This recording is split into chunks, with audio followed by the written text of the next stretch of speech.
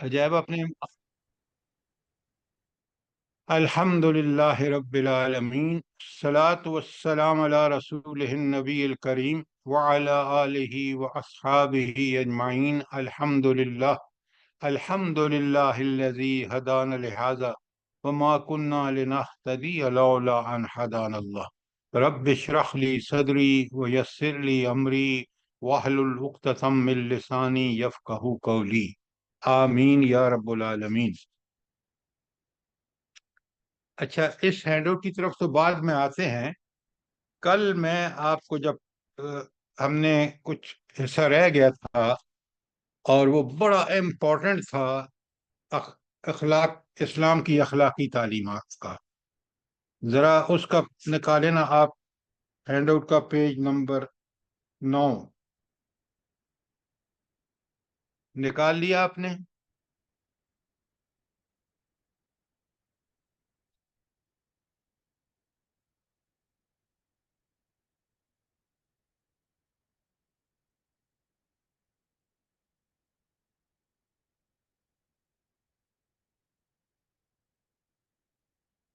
اخلاقی تعلیمات کا ہینڈ آؤٹ پیج نمبر 9۔ جی سر، نکال لیے جہاں سے حدیث شروع ہوتی ہے۔ بالکل، جہاں سے حدیث کل یہیں چھوڑا تھا۔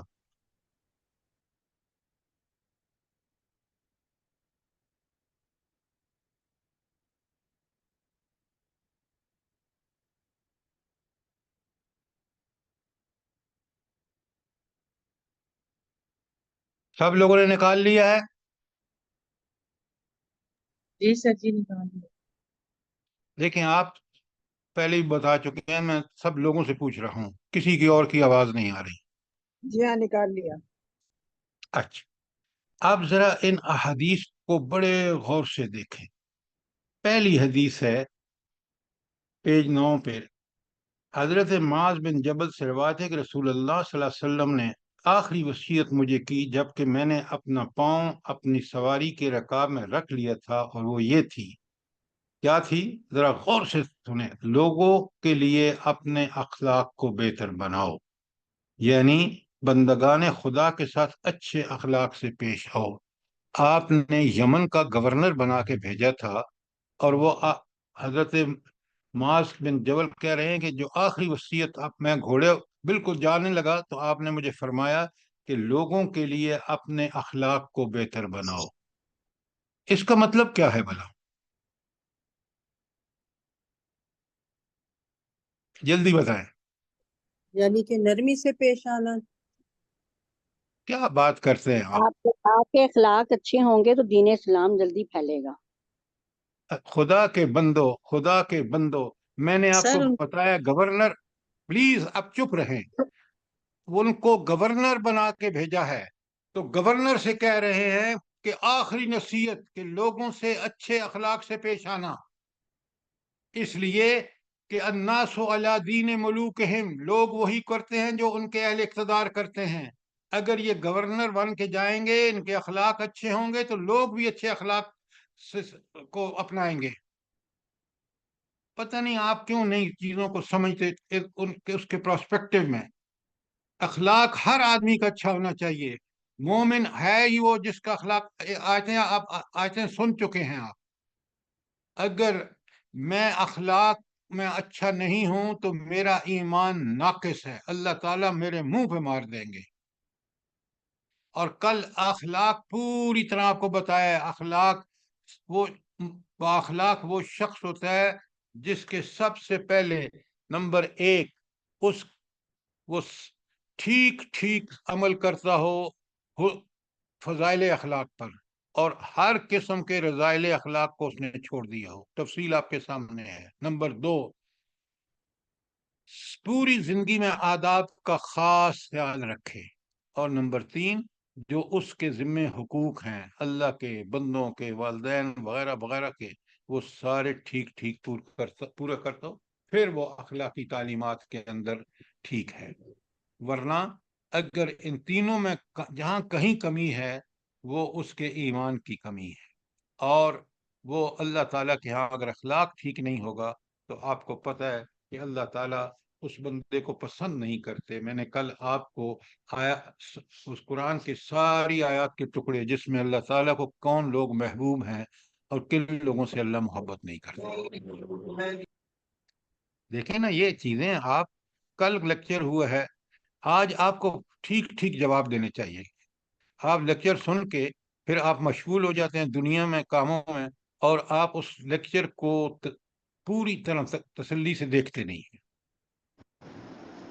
اچھا, تو یہ جب گورنر بنا کے بھیج رہے ہیں تو اس کا مطلب ہے کہ اہل اقتدار کا اخلاق سب سے اعلیٰ ہونا چاہیے. آپ کے ملک کا سب سے بڑا المیہ یہ ہے کہ جو گورنر اور جو صدر ہیں, جن لوگوں کو آپ نے وزیر بنایا ہوا ہے, جو گورنر ہیں, وہ انتہائی بد اخلاق ہیں. اور آپ اس کا نتیجہ بھی دیکھ رہے ہیں. حدیث کلیئر ہے یہ جو میں نے آپ کے سامنے رکھی ہے؟ جی سر, جزاک جی اللہ. ہاں. اچھا, پھر اللہ کے رسول صلی اللہ علیہ وآلہ وسلم کی انتہا دیکھیں. ان من خیارکم احسنکم اخلاقا, تم میں سب سے اچھے وہ لوگ ہیں جن کے اخلاق اچھے ہیں. اب اچھائی کا معیار دیکھ لیں. آپ اپنے معاشرے میں دیکھتے ہیں کتنے لوگوں کے اخلاق اچھے ہیں.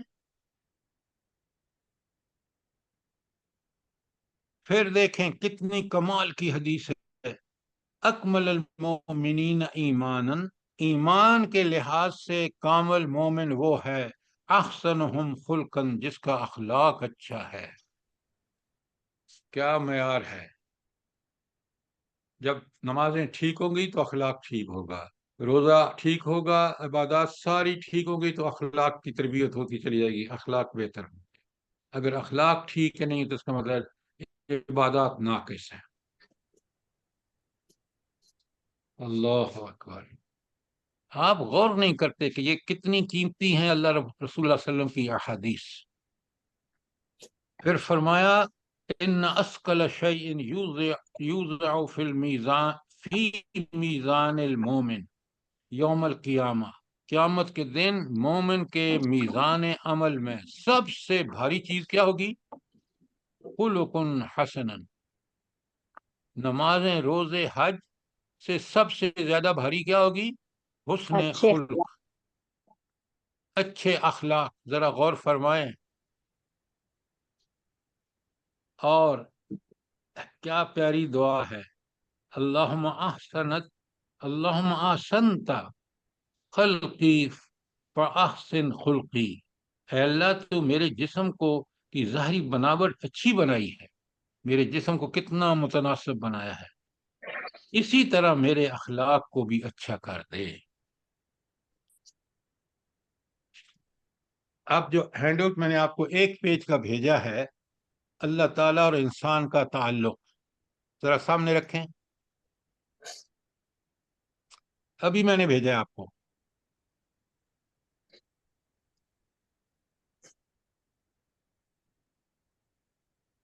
اللہ تعالیٰ کیا ہے؟ آپ کو معرفت کس سے ہوگی؟ اللہ تعالیٰ کی معرفت ٹھیک ٹھیک کس سے ہوتی ہے؟ اللہ تعالیٰ کی صفات سے سر. اسماء الحسنى صفات سے. بالکل ٹھیک کہا آپ نے. اب دیکھیں, یہ وہ صفات ہیں جو مجھے اللہ تعالیٰ کے قرب کا, میرے لیے اس سے بہتر کوئی طریقہ نہیں. تو اس کا نتیجہ کیا ہے؟ اس لیے اس کی حیثیت انتہائی محبوب آقا اور انتہائی عظیم فرمانروا کی ہے. اس صفات والی ہستی بہترین آقا ہے, اس سے بہتر کوئی آقا نہیں ہو سکتا جس کے اندر یہ صفات جس درجے میں موجود ہیں. اور پوری کائنات کی فرمانروائی اپنی ان صفات کی خوبیوں کی بنیاد پر کر رہا ہے. اب انسان کیا ہے, ذرا غور کریں. اس کے مقابلے میں انسان کا حال یہ ہے کہ وہ مخلوق, اس کا پیدا کیا ہوا اور پروردہ ہے. اس کا سب کچھ اسی کا عطا کیا ہوا ہے. اس کا نفع نقصان, اس کی راحت مصیبت تکلیف, اس کی خوشی اور بد انجامی, اس کی زندگی اور موت, اس کی دنیا اور آخرت سب کچھ اسی کے ہاتھ میں ہے۔ اللہ اپنی صفات کی وجہ سے انتہائی محبوب آقا اور عظیم رہنما ہے، اور انسان اپنی اس محتاجی کی بنیاد پر اللہ اس کی حیثیت پیدائشی محکوم، مملوک اور غلام ہونے کی ہے۔ قرآن سے رہنمائی کے لیے ایک دعا ہے، پتہ نہیں آپ لوگوں کی نظر سے گزری ہے کہ نہیں۔ اللہ کی کیا پیاری دعا ہے، اللہم انی عبدک، اے اللہ میں تیرا غلام ہوں، ابن عبدک، میں تیرے غلام کا بیٹا ہوں، ابن امتک، میں ایک ایسی خاتون کا بیٹا ہوں جو تیری غلام ہے۔ ذرا غور فرمائیں انسان کی اپنی حیثیت کس طرح اس دعا سے واضح ہوتی ہے۔ آگے دعا ہے، اللہم انی عبدک و ابن عبدک و ابن امتک ناسیت بیدک، میری پیشانی تیرے قابو میں ہے، ماذن فی حکمک، ہر آن آپ کا حکم میرے اوپر جاری ہے۔ اللہ آپ میں سے کس نے آپ میں سے یہ پڑھا ہے؟ سر یہ روز پڑھتے ہیں روز اللہ کے حکم سے ہر نماز کے بعد پڑھتے ہیں، روز نماز جزاک کے بعد اللہ، نہیں، قرآن پڑھنے کے بعد۔ نہیں نماز کے بعد پڑھے، کیوں؟ کوئی وہ تھوڑی ہے کہ اس قرآن کے بعد پڑھنی ہے۔ سر قرآن کے بعد اسپیشلی قرآن پڑھی کے جاتی بعد ہے۔ کی دعاؤں میں آ رہی ہے، اس لیے وہ لکھا ہوا تھا اوپر، اس لیے میں پھر قرآن پڑھ کے پڑھتی ہوں۔ دیکھیں پڑھنے سے کچھ نہیں ہوتا جب تک شعور کے ساتھ نہ پڑھیں۔ آپ مجھے یہ بتائیں، یہ 3 کلمے کہنے والا کہ اے اللہ میں تیرا غلام، میرا باپ تیرا غلام، میری ماں تیری غلام، اس کے بعد کچھ اس بندے کو حق پہنچتا ہے کہ وہ فخر اور غرور اور تکبر کرے؟ بتائیں مجھے۔ بالکل بھی نہیں۔ اگر سمجھ کے پڑھیں گے تو آپ بالکل اللہ کے غلام بن کے رہیں گے۔ اللہ کا غلام کون ہوتا ہے؟ جو 24 گھنٹے اللہ کی بات کو مانے۔ چلیں آگے چلیں، اب دیکھیں، اس لیے اس کی حیثیت پیدائشی محکوم، مملوک اور غلام کی ہے۔ اللہ تعالیٰ آقائے کل اور انسان غلام وفا شعار ہے۔ اللہ تعالیٰ مطاع مطلق اور انسان مطیع کامل ہے۔ اب ذرا اس کو غور سے پڑھیے، بعد میں سمجھیے، اس کو اپنے لیے آپ اس کو راہ ہدایت بنائیے، پھر آپ دیکھیں کہ ہمارے اندر کون سے اخلاق ابھرتے ہیں۔ قرآن و حدیث سے یہ ثابت ہو گیا کہ اخلاق کی کتنی بڑی اہمیت ہے۔ اب ذرا آئیے کہ اخلاقی برائیوں کے اسباب کیا ہیں، تاکہ اس سے بچنے کے لیے یہ سمجھنا بہت ضروری ہے۔ تو سب سے پہلے سر سوشنی سر تیسرا پوائنٹ ذرا وضاحت کر دیجیے۔ اللہ تعالیٰ مطاع مطلق اور انسان مطیع کامل ہے۔ مطاع مطلق کا مطلب ہے کہ جس کی پیروی، اس کی پیروی ہمارے اوپر فرض ہے۔ مطاع مطلق جو ہمیشہ ہمیشہ انسان کا اس کے لیے مطیع ہونا ضروری ہے، وہ مطاع ہے۔ مطاع کا مطلب جس کے لیے مطیع ہوا جائے، جس کی فرمانبرداری کی جائے۔ اور مطیع کامل انسان ہے کہ اس نے کامل اللہ تعالی کی ہدایت پر عمل کرنا ہے۔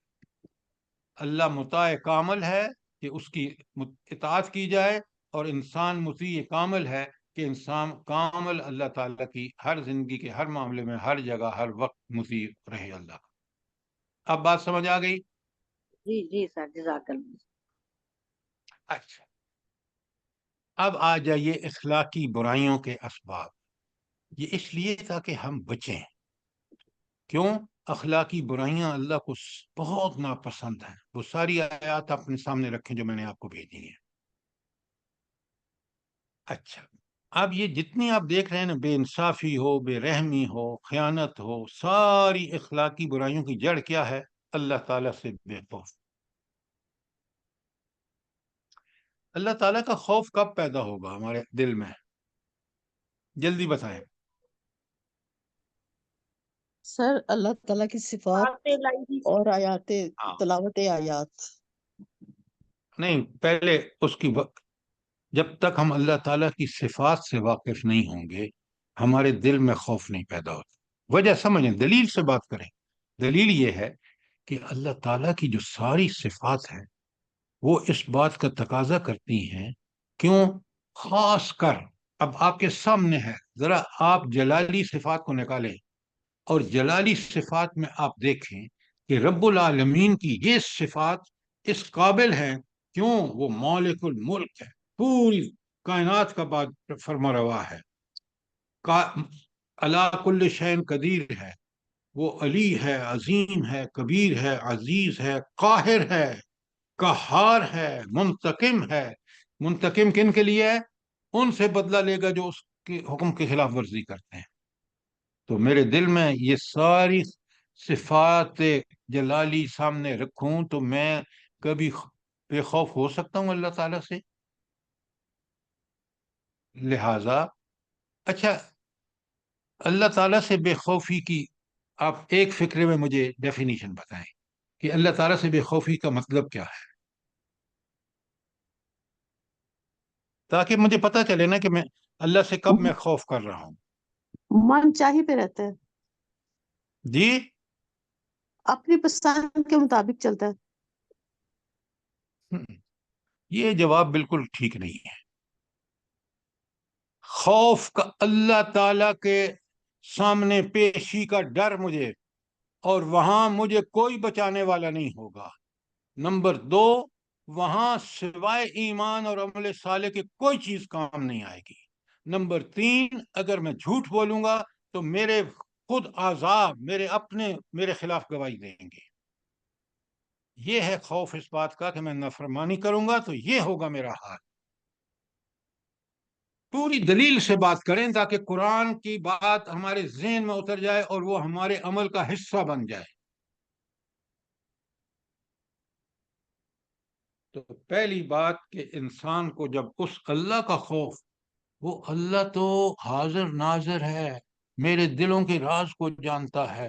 اب سوچیں کہ اگر میں برائی کروں گا تو کس ہستی کی وہ جو دیکھ رہی ہے، وہ جو قیامت کے دن جس کا میں نے ہر بات کا حساب دینا ہے. یہ اگر خوف میرے دل میں ہو جائے کہ وہ حاضر ناظر ہے، وہ ناراض ہوگا تو میں نے اس کے سامنے پیش ہونا ہے. پھر میں کہاں سے اس کو راضی کروں گا؟ وہاں راضی کرنے کا ایک ہی ہے کہ آپ کا ایمان کیسا تھا اور عمل کیسا تھا.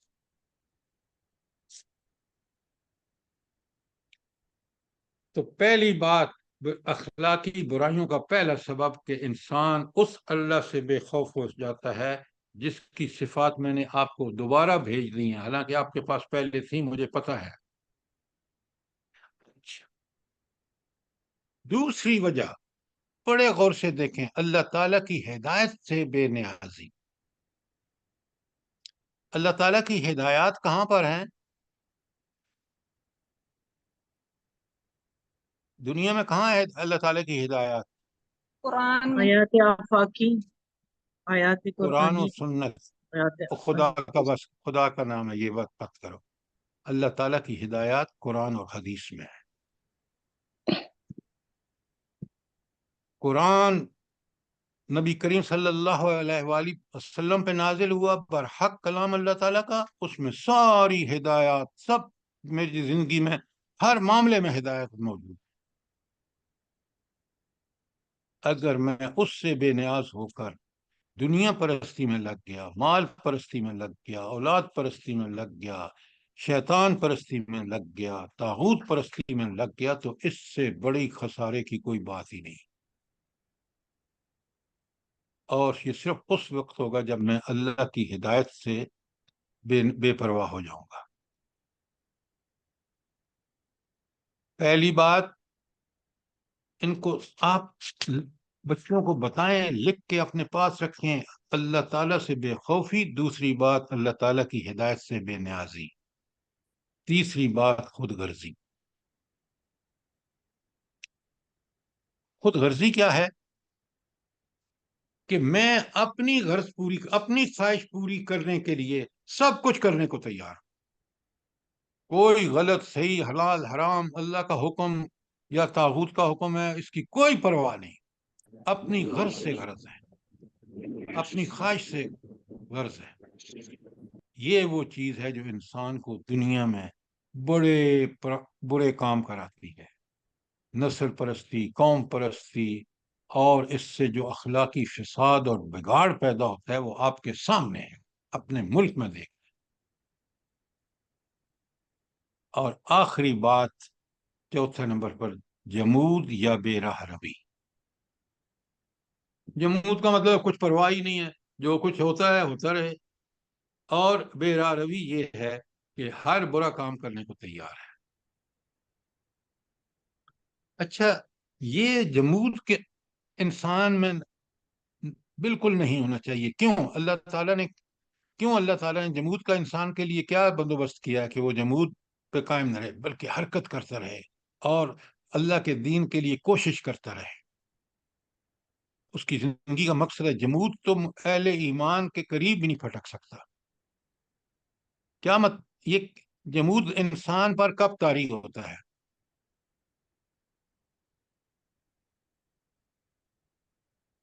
جب جب وہ وہ اللہ بڑے سے غور دوری سے، اختیار کرتا ہے۔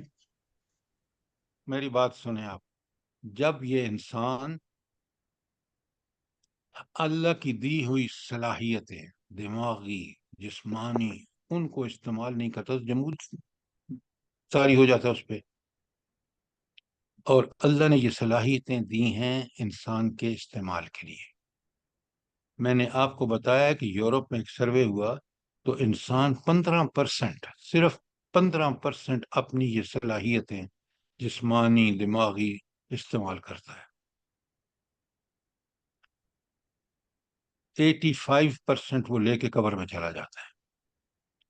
لہذا جمود، دیکھیے ذرا قرآن کو پڑھے نا تو آپ سمجھ کے پڑھیں۔ اللہ تعالیٰ سے لقد خلقنا الانسان فی کبد، تحقیق ہم نے انسان کو بڑی محنت میں پیدا کیا، پوری زندگی محنت کا تقاضا ہے انسان سے۔ کیوں؟ یہ دنیا محنت ہے، اس کا پھل آخرت میں جا کے ملے گا۔ تو چار یہاں بہت بہت بڑی وجوہات ہیں۔ پہلی ہے کہ انسان جو ہے وہ ہر طرح کے اللہ کا خوف رکھے، اس سے ڈرے کہ میں نے اس کے سامنے، تو بے خوفی جو ہے وہ گمراہی کا سب سے بڑا سبب ہے۔ پھر اللہ تعالیٰ کی ہدایت جو اس نے نازل کی ہے۔ اب دیکھیں، ہدایت کے بارے میں بڑا کلیئرلی آپ کے پاس سمجھ ہونی چاہیے، دلیل ہونی چاہیے۔ پہلی بات، اللہ تعالیٰ نے میرے دل کے اندر برائی سے نفرت اور نیکی سے محبت، یہ میرے دل کے اندر رکھی ہے۔ فَالْهَمَهَا فُجُورَهَا وَتَقْوَاهَا، پیدا ہی مجھے اس طرح کیا کہ نیکی مجھے پسند ہے اور برائی سے مجھے نفرت۔ یہ انسان کے اندر انٹرنل باطنی اس اللہ تعالیٰ کا ایک بندوبست ہے۔ اور باہر سے کیا بندوبست کیا، جلدی بتائیں؟ انبیاء بھیجے، کتابیں بھیجی۔ شاباش، انبیاء بھیجے اور کتابیں بھیجی۔ کتابیں کے اندر تھیوری ہے اور انبیاء نے پریکٹیکلی اس تھیوری کو کیسے کرنا ہے ایگزیکٹلی بتا دیا۔ تو اس سے اگر بے نیاز ہو گیا، اس ہدایت سے تباہ و برباد ہو گیا۔ خود غرضی اور جمود اور بے راہ روی، یہ چار، کوئی سوال اس کے بارے میں؟ شاباش۔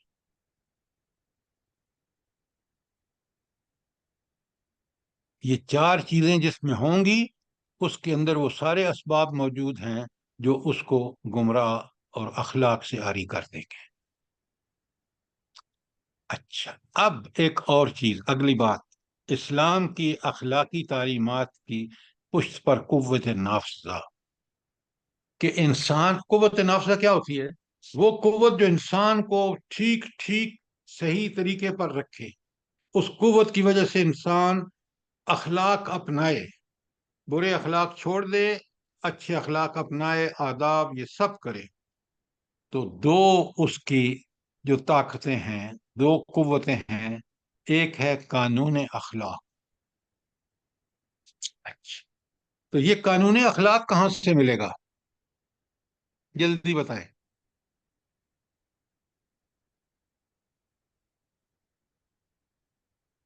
سر تلاوت آیات سے، قرآن و سنت سے۔ قرآن و سنت سے اور قرآن و سنت تلاوت آیات سے کلیئر ہوگا. یہ بالکل ٹھیک کہا. تو اگر قانون اخلاق سے وہ واقف ہے، یہ ساری آیات جو کل آپ نے پڑھی ہیں، ساری احادیث جو ہے، یہ آپ کو قانون اخلاق ہی پڑھا رہی ہیں کہ اخلاق کتنی اہم اور کتنی اللہ تعالیٰ کے ہاں پسندیدہ چیز ہے، اور بد اخلاقی کتنی بری اور اللہ کو کتنی ناپسند ہے. تو اس کی ساری چیزیں آپ کے سامنے جو رکھی گئی ہیں وہ قرآن و حدیث سے ہی رکھی. تو قانون اخلاق پہلے، اور یہ مومن جو ہے اس قانون کا سب سے زیادہ پابند ہے. کیوں؟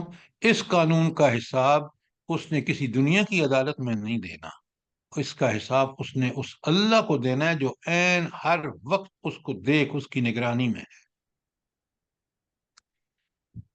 تو اللہ تعالیٰ ہر چیز پر نگران ہے. اس کے لیے کون سا اسماء الحسنی استعمال ہوتا ہے کہ اللہ ہر چیز کی نگرانی کر رہا ہے؟ اسماء الحسنی بتائیں. ان رقیب، اللہ بصیر بالعباد. الرقیب، المہیمن. المحیمن. ڈاکٹر صاحبہ آپ نے آیت پڑھ کے مجھے بتا دی، اور میں آپ سے پوچھ رہا ہوں کہ مجھے اسماء الحسنی بتائیے. جب سوال ہو تو سوال کو سمجھیں. اللہ تعالی محیمن اور رقیب ہے، وہ نگرانی بھی کر رہا ہے اور ہر آن اور ہر لمحہ آپ کے ساتھ ہے. یہ اگر حاضر ناظر ہے، اگر یہ میرے دل میں حاضر مستحضر ہے کہ میں اس چیز، میرا دل اندر سے اس بات کی پورا یقین رکھتا ہے میں کبھی برائی نہیں کروں. کیوں؟ میرا رب ہر آن اور ہر لمحہ پہ وہ لکھوا رہا ہے. قیامت کے دن میں اس کے سامنے انکار بھی نہیں کر سکوں گا. اگر انکار کروں گا نعوذ باللہ بری حرکت کی وجہ سے، تو میرے ہاتھ پاؤں خود میرے خلاف گواہی دیں گے. تو قانون اخلاق یہ ساری چیزیں ہیں. کوئی سوال کہ قوت نافذہ، سب سے پہلی مومن کے لیے قوت نافذہ جو ہے وہ قانون اخلاق ہے جو قرآن و سنت میں ہے. کوئی سوال، کوئی چیز. اور دوسری چیز جو اس اخلاق کے لیے قوت نافذہ ہے وہ قانون حکومت ہے. مغرب میں آپ لوگ مسلمان نہیں ہیں، لیکن قانون حکومت ایسا ہے کہ وہ اگر اخلاق اچھے نہ ہوں، خیر اب ان کی اخلاق کی ڈیفینیشن ہی دوسری ہو گئی ہے. شراب پینے والا بد اخلاق نہیں ہے، حالانکہ اسلام میں اس کو کوڑے لگنے چاہیے، اتنا بڑا جرم ہے. لیکن پھر بھی قانون حکومت جو ہے، تو ہمارے ہاں لوگ اتنے بد اخلاق کیوں ہیں بھلا؟ کوئی قانون نہیں ہے، قانون حکومت حکومت، نہیں ہے، اور قانون اخلاق بھی حکومت نہیں ہے. بد اخلاقی کی جواز، خود اہل حکومت جو ہیں وہ بد اخلاق ہیں. ذرا دیکھیں ان چیزوں کو سمجھیں. قرآن نے جو حل پیش کیے ہیں کتنے زبردست ہیں، کتنے انسان دوست ہیں، کتنے انسان کی فطرت کے مطابق ہیں. تو دو چیزیں ہیں. ایک ہے قانون اخلاق جو مومن کے لیے قرآن و سنت کا قانون، جو اس کی زندگی کا سب سے بہترین لائحہ عمل ہے. اور دوسرا ہے قانون حکومت. قانون حکومت اس لیے کہ اس قانون کے تحت ہی دنیا میں وہ لوگوں کے جب وہ اخلاقی برائیاں ہوں تو سزا دے تاکہ لوگ اس سے باز رہیں.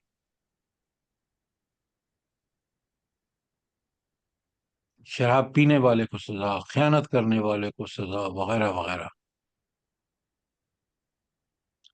اب اس ہینڈ آؤٹ پہ کوئی سوال ہو آپ کا، کل میں نے آپ سے پڑھایا، آپ منت بھی کی کر پڑھ کے آئے. اب اگر کوئی سوال اس ہینڈ آؤٹ کے بارے میں یا اخلاقی تعلیمات کے بارے میں ہے تو ضرور پوچھیں.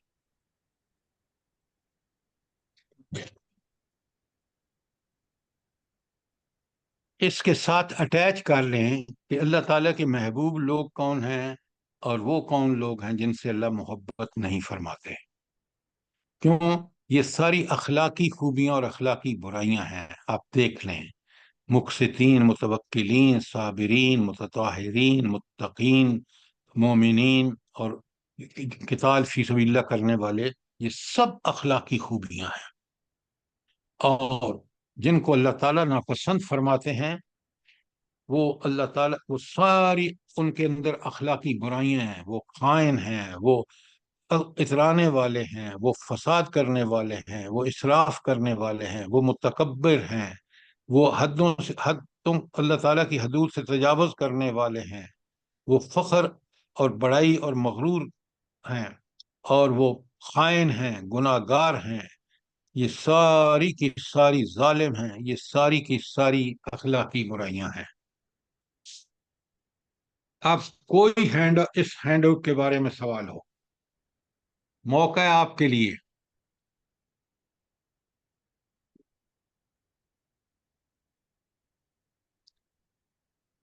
सर कानून हुकूमत तो कुछ भी नहीं है आजकल, तो देखा जाए तो अस्तगफिरुल्लाह।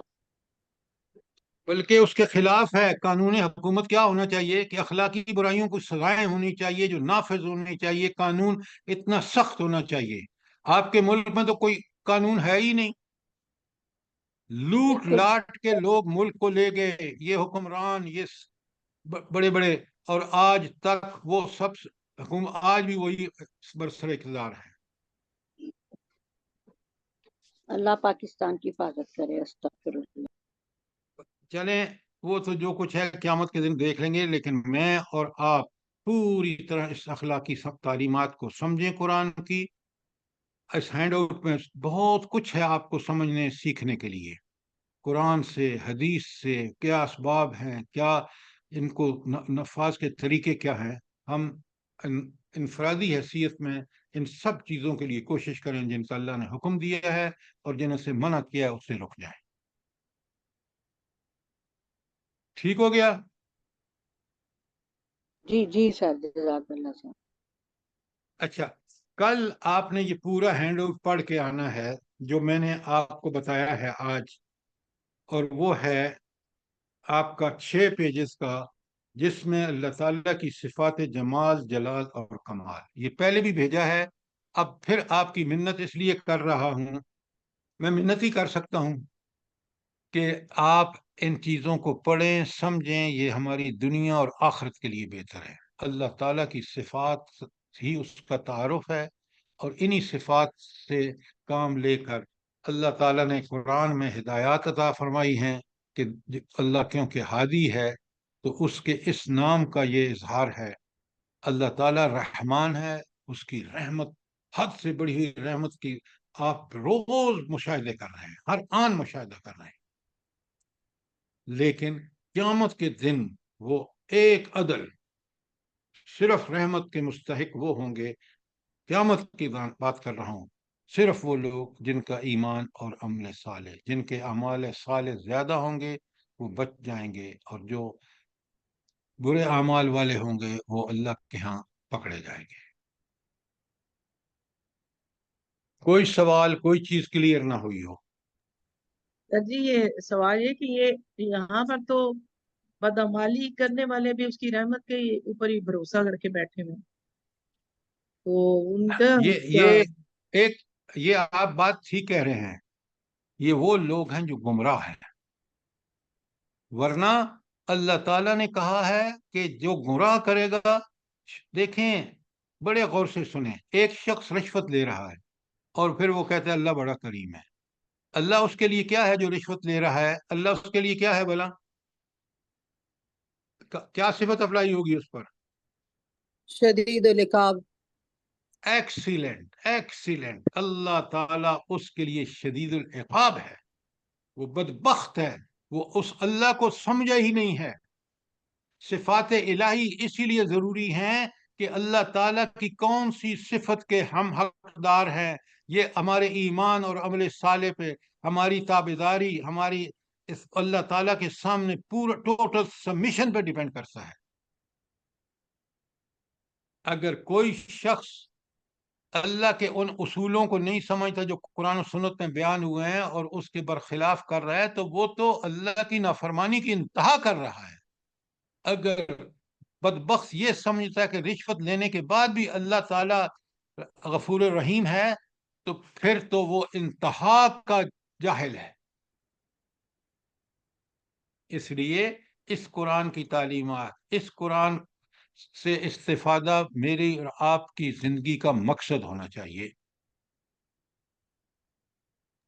सर जी ये एक मुहावरा बहुत मशहूर है, अल्लाह अल्लाह बख्शे ते गुनाहगारां नू ना बख्शे ते परहेजगारां नू, ये भी बड़ा मशहूर है। अच्छा, अब मैं एक चीज आपसे गुजारिश करूं, बिल्कुल आप ये सारी बकवास सुनने को मिलेंगे आपको, लेकिन एक बात याद रखें। मुझे एक बात बताएं, कुरान मजीद में कहीं अल्लाह ताला ने अपनी बख्शिश बताया? लोग किस से ये मतलब लेते हैं भला? आप कुरान पढ़ते हैं कि ये जो गलत मतलब है कहाँ से लेते हैं? ये उन आयात से लेते हैं जहां अल्लाह ताला फरमाते हैं कि मैं जिसको चाहूं बख्शूं, मैं जिसको चाहूं अजाब दे दूं। अब इसका सही मफहूम क्या है, मुझे बताएं। कि अल्लाह ताला कुरान में कहते हैं, फरमाते हैं, इरशाद फरमाते हैं कि मैं जिसको चाहूं बख्शूं और जिसको चाहूं अजाब दूं। इसका सही मफहूम क्या है? क्योंकि वो अल्लाह तो सीनों के भेद जानते हैं ना, तो अल्लाह को पता है कि आप सवाल का जवाब दें। कि कौन किस अल्लाह नीयत से ताला ने काम। कवानीन बता दिए हैं कि ईमान और अमल साले के साथ बख्शिश है। आप सुने गौर से, यही मसला है हमारा भी। उनको तो छोड़ें गुमराहों का।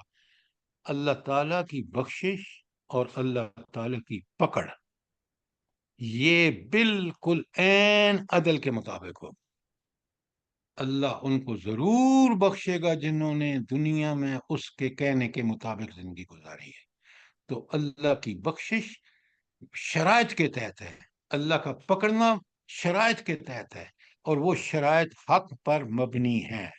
वो मेरे और आपके या इन गुमराहों के बकवासात पर नहीं है कि अल्लाह जिसको चाहेगा तो पकड़ लेगा नेकों को और चाहेगा तो छोड़ देगा बुरों को। ये बिल्कुल नहीं होगा, ये अल्लाह की सिफात के बिल्कुल खिलाफ है। ये बात आपको दलील से समझानी चाहिए, उन्हें कुरान की आयत से समझानी चाहिए। ये बात क्लियर है या नहीं? सवाल करें आप।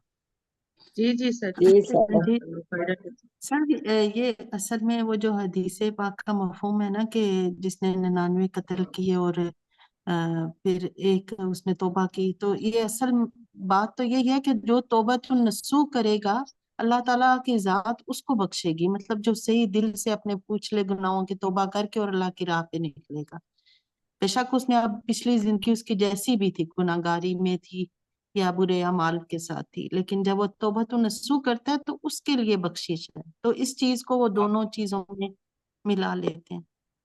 देखें, ये आप बिल्कुल ठीक कह रहे हैं। उस हदीस का मतलब ये है कि वो बंदा अब बिल्कुल उसने सब छोड़ छाड़ के, और वो इस चक्कर में था कि मैं किसी तरह अल्लाह से माफ करा लूं।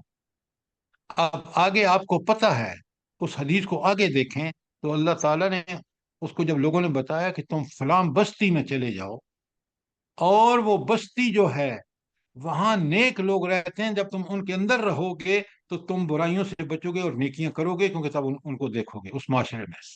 वो वहां चल दिया, छोड़ दिया अपना घर बार, उसने हिजरत कर ली बुराइयों से नेकी की तरफ। अब फिर अल्लाह पूरी हदीस को समझे, फिर उस शख्स को मौत आ जाती है, रास्ते में मौत आ जाती है, तो अल्लाह ताला के जो मुकर्रर करदा फरिश्ते हैं जहन्नम वाले, वो फौरन पहुंचते हैं कि भाई इसने सारी जिंदगी बुराइयां की हैं। नेकियों वाले भी पहुंच जाते हैं क्योंकि वो तौबा कर चुका था, और तौबा के लिए पूरा उसने वो सब कुछ किया जो करना जरूरी था। तो अल्लाह रब्बुल आलमीन ने फरमाया कि ऐसा करो कि डिस्टेंस नाप लो। अगर तो ये बुराई वाली बस्ती के करीब है तो इसको बुरे लोगों में रख दो, और अगर उस नेकी वाली बस्ती जहां जा रहा था उसके करीब है, इधर से दूर है, तो फिर इसको नेकों में शामिल कर दो। रब्बुल आलमीन ने खास बंदोबस्त फरमाया कि वो जब नापा तो वो फासला वो उस बस्ती के करीब था جس بستی میں وہ جا رہا تھا. کیوں؟ وہ صدق کے دل سے توبہ کہ آئندہ میں گناہ نہیں کروں گا. میں پرانے یہ اس حدیث کو اس پورے کانٹیکس میں سمجھیں. اگر آپ اس حدیث کو دیکھ کے برائیاں کا انسان کر رہا ہے تو اس سے بڑا کوئی جاہل نہیں ہے. کہ اس بات پہ کہ بس اللہ نے اس کو بخشا، اس کو اللہ نے کس صدق کے دل سے وہ توبہ کر رہا تھا. بالکل آپ نے لفظ ٹھیک استعمال کیا، توبۃ النصوح، سچی پکی توبہ کہ آئندہ میں نے گناہ نہیں کرنا. اور اس کے لیے اس نے قربانی دی، وطن، گھر بار، بال بچے چھوڑے. سبحان اب اللہ حدیث سر، سمجھ آئیے؟ بہت پیاری پیاری حدیث ہے، بہت پیاری. اب یہ ہے نا کہ بعض اوقات انسان خود توبہ کرنا چاہتا بھی ہے تو اس کی صحبت جو گندے لوگوں کے ساتھ ہوتی ہے وہ اسے بدلنے نہیں دیتی. تو اللہ تعالیٰ کے نبی نے فرمایا کہ تم اچھی بستی میں چلے جاؤ، ان لوگوں کو چھوڑ دو. جبکہ ہم لوگ نہ سچی توبہ کرتے ہیں نہ صحبت چھوڑتے ہیں، تو بدلے گے کیسے؟ یہ بات آپ ٹھیک کہہ رہے ہیں. زبان پر توبہ توبہ ہے اور عمل سارے کے سارے وہ ہیں جو اللہ کے ناپسندیدہ ہے. تو کیسے توبہ قبول؟ بالکل. توبہ کی شرط ہے کہ توبہ کے بعد آپ وہ گناہ سارے چھوڑ کے اور اللہ کی طرف پلٹیں گے، نیکیاں کریں گے. اگر یہ نہیں کیا وہ توبہ اللہ کے ہاں قابل قبول نہیں ہے، جو صرف زبان سے ہو. جی سر ابھی 25 لاکھ لوگوں نے حج کیا ہے، تو اگر خالص ہو جائے انسان تو پھر کتنی تبدیلی آئے معاشرے میں، نہیں آتی اسی اچھا وجہ سے. ڈاکٹر صاحبہ آپ نے کہا نا 25 لاکھ. آپ مجھے یہ بتائیں کہ ان میں سے حلال کے پیسے کتنوں کے ہوں گے؟ ظاہر ہے سر آپ یہی نہیں پرابلم ہے. تو جب حرام کے پیسے سے حج کیا وہ حج قبول ہوگا؟ مجھے بتائیں.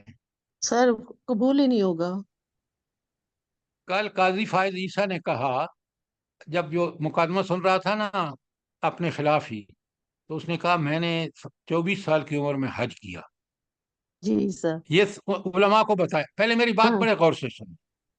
اب مجھے یہ بتائیں، وہ شخص جو قادیانیوں کو اجازت دے رہا ہے کہ اپنی مرضی کا قرآن چھاپیں، اس کا حج قبول ہوگا؟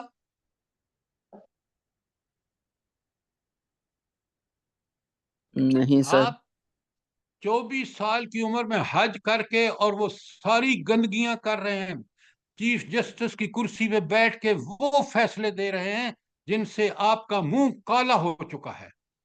سر اور انہوں نے کل یہ بھی آپ کہا نا جی سر کہ میں ہر نماز میں دعا مانگتا ہوں کہ میرے سے کوئی غلط فیصلہ نہ ہو. بالکل آپ نے ٹھیک کہا. سارے فیصلے غلط کر رہا ہے، یہ نہیں کر رہا ہے. اب اس کی زبان اللہ کے سامنے گواہی دے گی کہ نہیں کہ دنیا میں یہ کہتا تھا اور کرتا یہ تھا؟ سر جی اللہ میرے سے نبی نے ڈریں. فرمایا تھا نا کہ دنیا حج اور عمرے پہ ایسے جاؤ جیسے دنیا سے جا رہے ہو. اگر ہمارے دماغ میں یہ چیز ہو نا کہ ہم دنیا سے جا رہے ہیں تو پھر ہم کوئی ایسا عمل نہ کریں. اللہ ہم سب پہ یہ چیز طاری کرے. میڈم اللہ تعالیٰ فرماتے ہیں کہ تم ایسی نماز پڑھو کہ گویا کہ تمہاری آخری نماز ہے. یہ بے شک بے شک. اتنی کہ پتہ نہیں اگلا آن لیوا زندگی ہو یا نہ ہو. بالکل. تو عمل تو اللہ تعالیٰ اس اخلاص سے چاہتے ہیں. اب آپ علماء کو یہ بتانے کے لیے کہ میں اتنا مجرم ہے، چیف جسٹس ہو کے دیکھیں کیا باتیں کر رہے ہیں اپنے. بھائی عمل ٹھیک رکھو عدل کے مطابق. اب دیکھیں قیامت کے دن یہ فیصلہ اس کے گلے پڑے گا. اور اللہ کے رسول کی اللہ تعالیٰ کیسے اس کی شان کی حفاظت فرماتا ہے. آپ دیکھیں کہ اس دور میں مولویوں نے اس کو ایسا کارنر کیا کہ اس کو خود لکھنا پڑا کہ میرا فیصلہ غلط. یہ تو جی دنیا میں سر. ذلت ہے نا.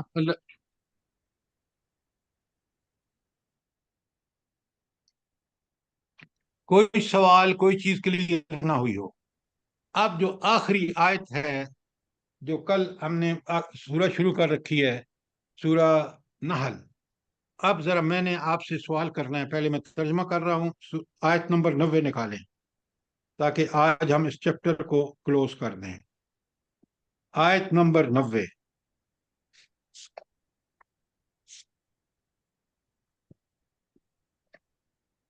یہ آیت جو ہے یہ پورا نچوڑ ہے اخلاقی تعلیمات کا، فضائل کا بھی اور رذائل کا بھی.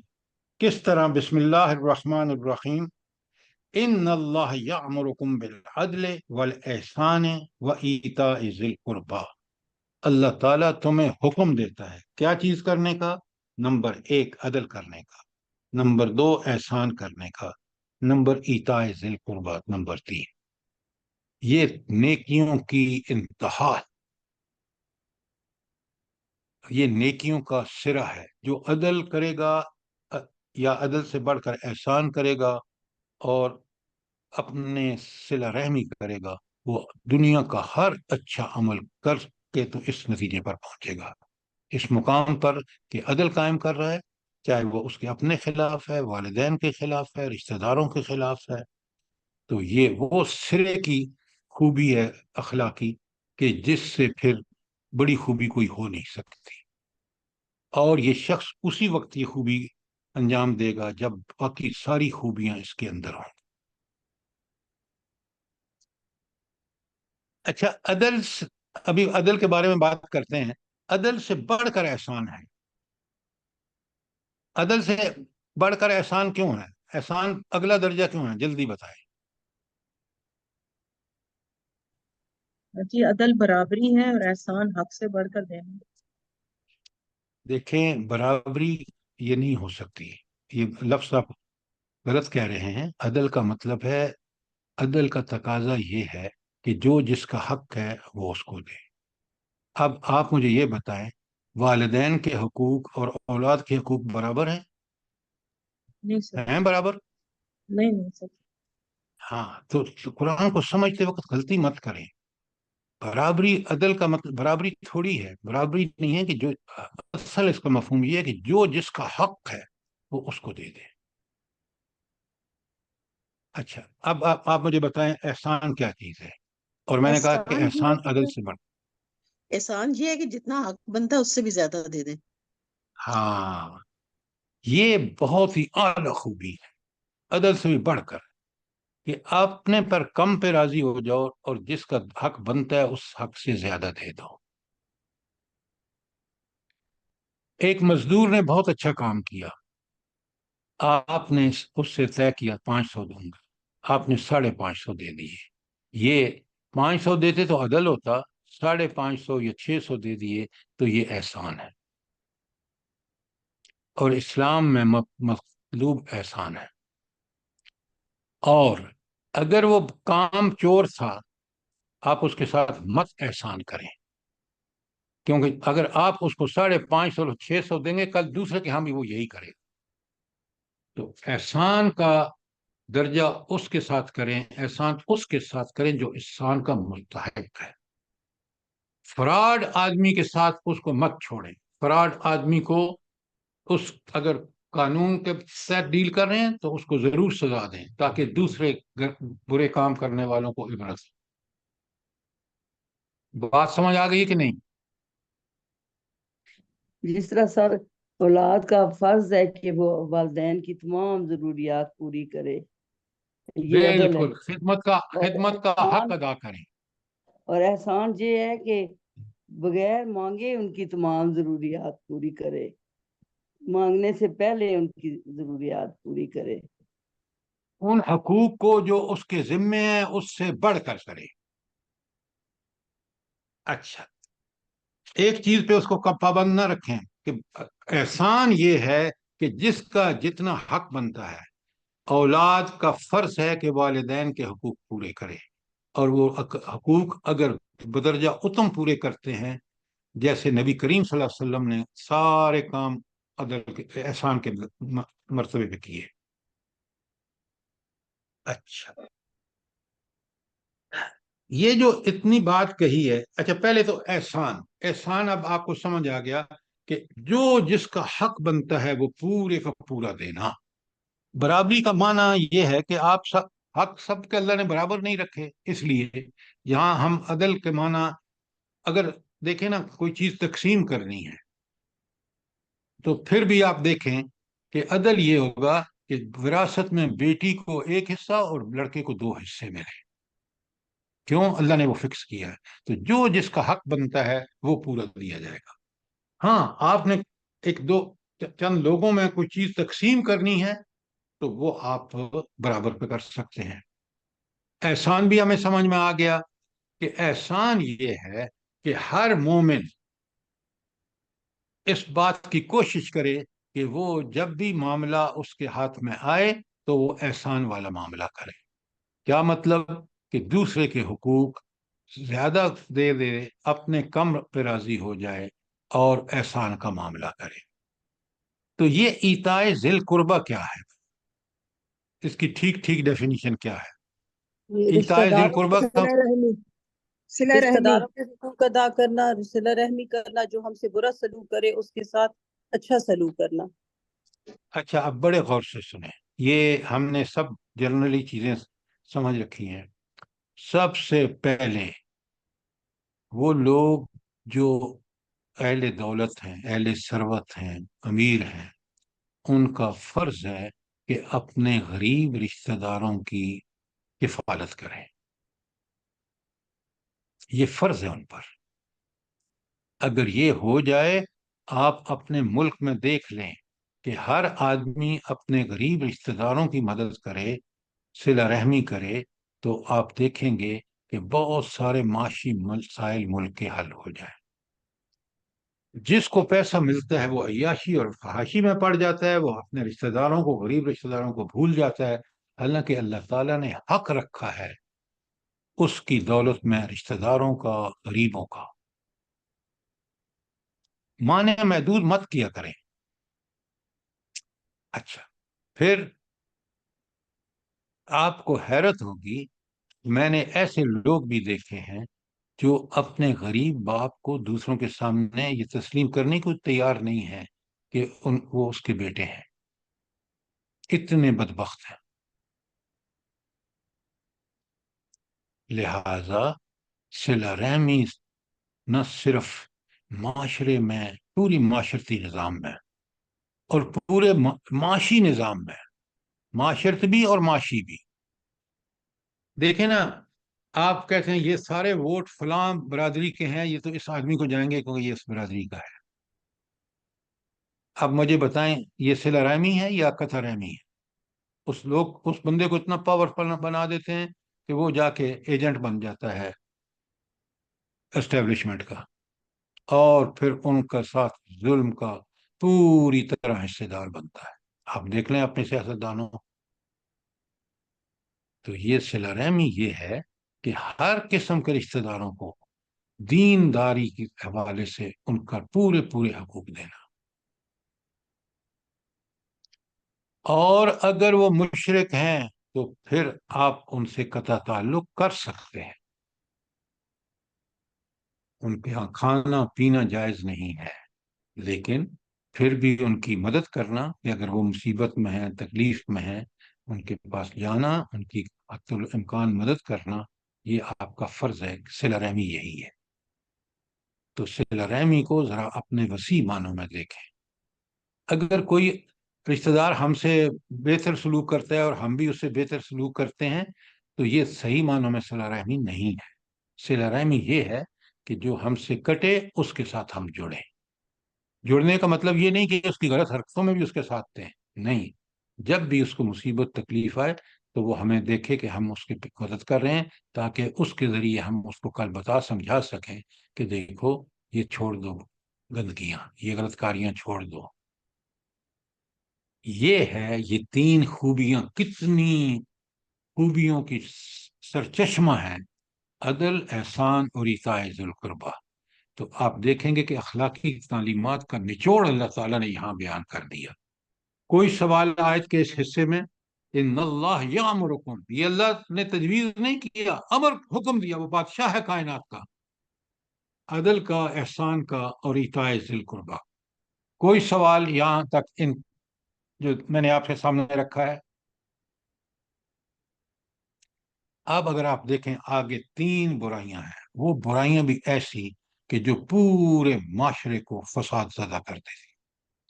پہلی ہے فحشا، دوسری ہے منکر، اور تیسری ہے بغی، ظلم و زیادتی. اب میں آپ کو تھوڑا سا اس کا مفہوم بتا دیتا ہوں. یہ جو فحشا ہے نا، اس کا اطلاق تمام بےہودہ اور شرمناک جتنے بھی کام ہیں ان سب پر ہوتا ہے، اور وہ ہر برائی ہے فحاشی میں شامل ہوگی جس کا جو بڑی کبھی اور فحش ہو. مثلا ذرا غور فرمائیں، ایسا بخل کہ جس میں اللہ نے دولت دی ہے لیکن وہ خود اپنی ذات اور اپنی غریبوں کی مدد کرنے، صلہ رحمی کرنے کے، وہ اس دولت سے برہگی، اریانی اور برے کاموں میں پارٹیاں، فلانا ڈمکانا اور مخلوط پارٹیاں، یہ ساری فحاشی میں آتا ہے. تو فحاشی ایک بڑی، شراب پینا فحاشی ہے، گالیاں بکنا فحاشی ہے، بد کلامی فحاشی ہے، ہر قسم کے برے کام خود بھی کرنا یا ان کو پھیلانا، جھوٹا پروپیگنڈا، تہمت تراشیاں، جرائم کی تشہیر جو آپ کا میڈیا کر رہا ہے، اور بدکاریوں پر ابھارنے والے افسانے اور ڈرامے جو آپ کے ٹی وی پہ چلتے ہیں، اور اریاں تصویریں جو کھمبوں پر لٹک رہی ہیں، یہ سارے فحاشی کے کام ہیں. اور دیکھ لیں ان کاموں نے کتنا معاشرے کو فساد زدہ کر دیا ہے. ذرا کبھی غور کیا آپ نے؟ سر سب سے کبیر فساد فعل جو اب شروع ہو گیا ہے تعلیمی اداروں میں رقص کرنا، اس سے تو شرم آتی ہے اتنی دیکھ کے اسکولوں کی بچیاں نیلے کپڑوں والی. استغفر اللہ استغفر اللہ. اللہ دیکھیں، یہ ہمارے حکمرانوں کو بے لگام ہیں، عوام کے اندر خود شرم و حیا نہیں ہے. ورنہ اگر ان کو یہ ڈر ہونا، میں ایک بات بتا دوں آپ کو، آج حکومت کو یہ ڈر ہونا کہ یہ عوام کل ہمارے منہ پہ ماریں گے اور اسکولوں میں بچے بھیجنا بند کر دیں گے، یقین مانے یہ بالکل نہیں کریں گے. ان کو طاغوت یہ کہتا ہے کہ موقع ہے، تمہارے عوام جس ٹی وی، جس ریڈیو، جس ماحول کو پسند کر چکے ہیں، جو مرضی ہے وہاں لگا دو، ہر برائی ایکسپٹ کر لیں گے. ان میں ایمانی غیرت ختم ہو گئی ہے. سر یہ جی تو یہ تھی جو فحاشی. آیات ہم پڑھ رہے ہیں جی اس میں یہ کتنے دل ہلا دینے والی چیزیں ہیں، اور ہم سب وہی کر رہے ہیں جس سے اللہ تعالیٰ ہمیں منع کر رہا ہے. ہمارا معاشرہ کہاں یہ چیزیں کر رہا ہے جس کا حکم ہمیں اللہ دے رہا ہے. آپ نے کل چیف جسٹس سے، آپ میری بات سنیں، ہمارا ایمان وہی ہے جو کل چیف جسٹس. بھائی ادھر اپنا موبائل بند کریں. آپ سنیں، ہمارا قرآن سے وہی تعلق ہے جو چیف جسٹس کا جسٹس سے تعلق ہے. وہ کہتا ہے میں نے حج بھی کیا، وہ کہتا ہے میں ہر نماز میں دعا بھی مانگتا ہوں، اور کر کیا رہا ہے؟ اللہ اکبر. یہ ہمارا ایمان ہے، یہ ہمارا حال ہے اکثریت کا. وہ چیف جسٹس کی کرسی پہ بیٹھا ہوا ہے. کتنے قرآن پڑھنے والے جو ہیں وہ قرآن کی خلاف ورزیاں فحاشی میں کر رہے ہیں، قریانی میں کر رہے ہیں، منکرات میں کر رہے ہیں، بغی ظلم میں کر رہے ہیں. اچھا اب وقت پورا ہو رہا ہے، میں اگلی منکر وہ ہر برائی ہے جسے ہمیشہ شریعت الہی نے برائی کہا ہے. ویسے تو فطرت بھی نیک فطرت ہو تو اس کو برا جانتی ہے، لیکن معیار ہمارے نزدیک قرآن و سنت ہے. تو قرآن سنت کے نزدیک جو برائی ہے وہ جو ہے وہ منکر ہے. اور تیسری چیز بغی ہے. بغی کا مطلب ہے ظلم اور زیادتی. وہ کیا ہے؟ کسی پر دست درازی کرنا، کسی کے حقوق مارنا، کسی کا مال مار لینا، کسی کی جائیداد مار لینا، زمین مار لینا، کسی کے حقوق پر ڈاکہ ڈالنا. یہ تین جو برائیاں ہیں، فحاشی، منکرات اور بغی، یہ برائیوں کا سرا ہے، ٹاپ ہے. تو دیکھیں اللہ تعالیٰ نے قرآن میں اس سورہ نحل کی آیت 90 میں اخلاقی تعلیمات کا نچوڑ رکھ دیا ہمارے سامنے. اب میں نے پوری اخلاقی تعلیمات آپ کے سامنے، ہینڈ آؤٹ آپ کے پاس موجود ہے. اور یہ کیوں تینوں اخلاقی اچھائیاں بھی اعلیٰ ترین اور برائیاں بھی سب سے بری آپ کے سامنے ہیں. ان کو پڑھیے، چیزوں کو آپ پڑھیں گے، سمجھیں گے، سمجھ کر اس پر غور و فکر کر کے اس نتیجے پر پہنچیں گے کہ اللہ کا فرمان ہی برحق ہے۔ اگر آپ صرف پڑھیں گے اور پھر ان پہ غور نہیں کریں گے، ان کو سمجھیں گے نہیں، اب مٹیریل سب آپ کے پاس ہے، قیامت کے دن اللہ ہم سے پوچھے گا کہ تم نے جو میں نے تمہیں سمجھ بوجھ عقل علم دیا تھا، اس کی بنیاد پر آپ نے سمجھا تھا اس میرے میسج کو، اس کے مطابق عمل کیا تھا، اس پر غور و فکر کیا تھا؟ آپ مغرب میں دیکھ لیں جا کے، اس معاشرہ کی کوئی جڑیں نہیں ہیں، وہ زمین ہوا میں معلق ہے فحاشی کی وجہ سے۔ عورت کا کیا مقام ہے، ذرا وہاں جا کے دیکھیں آپ۔ یہ سب میں نے اپنی آنکھوں سے دیکھا ہے، اور قرآن کا الحمدللہ طالب علم تھا اور ہوں کہ مجھے بالکل سمجھ آ رہا ہے کہ اگر انسانی معاشرے کو بچنا ہے تو یہ ہیں وہ اصول قرآن اور سنت کے۔ اور آپ اور میں کتنے بدبخت ہیں کہ ہم جانتے ہیں لیکن ہمیں وہ ماحول میسر نہیں ہے، یہ بدبختی ہے۔ جاننا بڑی خوش بختی ہے، لیکن اس کے لیے ہمیں کوشش کرنی چاہیے کہ ہمیں یہ ماحول میسر ہو، یہی جہاد ہے، اور پھر اسی کے لیے آگے بڑھ کے لوگوں کو دعوت دینا یہ ہمارا فرض ہے۔ کوئی سوال آمین ثم اخلاق آمین۔ کے اللہ بارے میں؟ پاک ہم لوگوں کو اس پہ سر جی عمل کرنے کی سوال تو توفیق نہیں دے۔ ہے، لیکن یہ عمر بن عبد العزیز رحمہ اللہ جو تھے، یہ جمعے کے خطبے میں خود بھی اس آیت کو رکھا کرتے تھے اور حکم بھی دیتے تھے کہ اس آیت کو جمعے کے خطبے میں پڑھا جائے۔ بالکل آپ نے ٹھیک کہا، اب بھی یہ آیت پڑھی جاتی ہے لیکن سننے والوں کو کوئی اس کا مفہوم پتہ نہیں ہے، اکثریت کو۔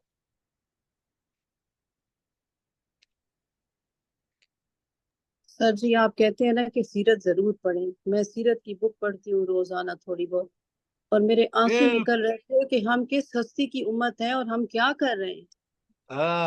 بالکل آپ نے ٹھیک کہا، کاش ہم اس سیرت کو اس طرح پڑھیں تو ہمیں سمجھ آ جائے کہ ہم اس نبی کے کیسے امتی ہیں، دیکھیں نا، آپ کو پتہ ہے حضور نبی کریم صلی اللہ علیہ وآلہ وسلم حوض کوثر پر کھڑے ہوں گے، اور ہم جیسے جب مسلمان پہنچیں گے نا تو نبی کریم صلی اللہ علیہ وسلم کو بتایا جائے گا یہ تو ساری زندگی آپ کے خلاف کرتے رہے، یہ آپ کی امت نہیں ہے، تو آپ صلی اللہ علیہ وسلم ان کو حوض کوثر سے سیراب نہیں کریں گے، کہیں گے جاؤ دفعہ ہو جاؤ۔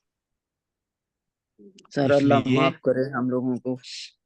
پلیز میری بات سنیں، اس لیے حضور نبی کریم صلی اللہ علیہ وآلہ وسلم کو اپنا راہبر مانیں، اپنا رہنما مانیں، اپنا لیڈر مانیں، اور کسی کو اس کے مقابل نہ کریں، کسی اور ہستی کو، کوئی بھی ہو، ہاں جو اس کے ماننے والے اس کے پیروکار ہیں ان کے ساتھ آپ محبت کریں، دوستیاں کریں، یہ فرمان ہے قرآن میں اللہ کے کا۔ بے شک، جزاک اللہ سر، الحمدللہ۔ اعجاز قیامت میر کے صاحب دن فرمائیے، آپ فرمائیے کیا بات ہے؟ یہاں سگنل آ رہا ہے آپ کا، اعجاز میر صاحب،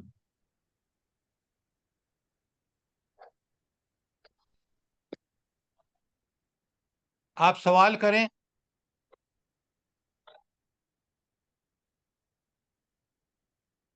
اگر کوئی سوال نہیں ہے تو ٹائم ہو گیا ہے، وقت کی پابندی ہم سب پر لازم ہے، اس لیے آپ سب لوگ ٹھیک 8 بجے حاضر ہو جایا کریں تاکہ باتیں آپ سے کچھ رہ نہ جائیں۔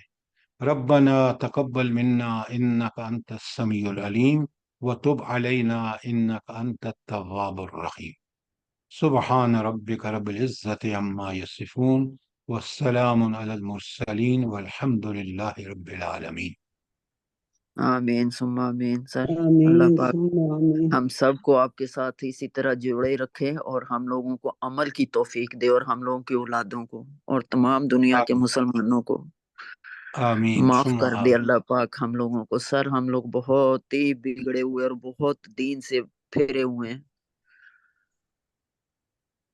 آمین، جزاک اللہ۔